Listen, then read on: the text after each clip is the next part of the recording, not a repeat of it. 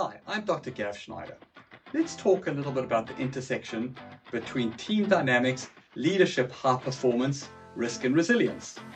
Practically put, in the modern world we're in, if I want to get sustainable high performance, I generally need to be able to work, collaborate, and involve the skill sets of others.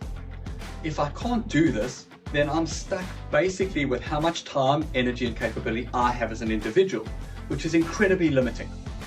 So in order to be good at utilizing the skill sets of others and contributing your skill sets to a bigger outcome, we need to understand the dynamics of leadership and followership. We need to understand the dynamics of how teams are formed.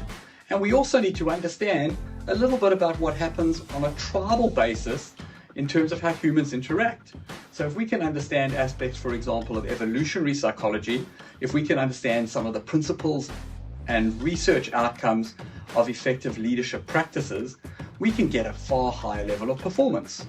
And if we want to look at this from an organizational perspective, never before have we been faced with the amount of information that we are faced with every day.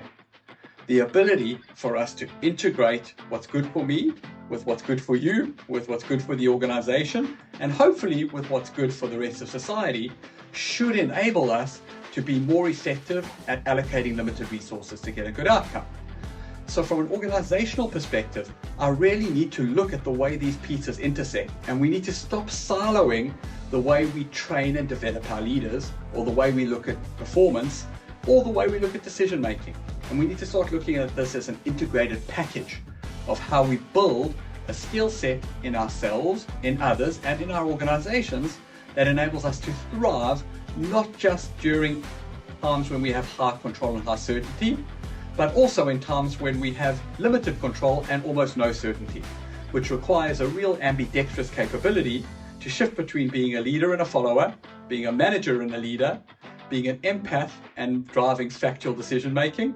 And if we can get this approach where we can hold multiple competing priorities in mind, high performance in this volatile, uncertain, complex, ambiguous, and digital world is certainly going to be more achievable than if we don't.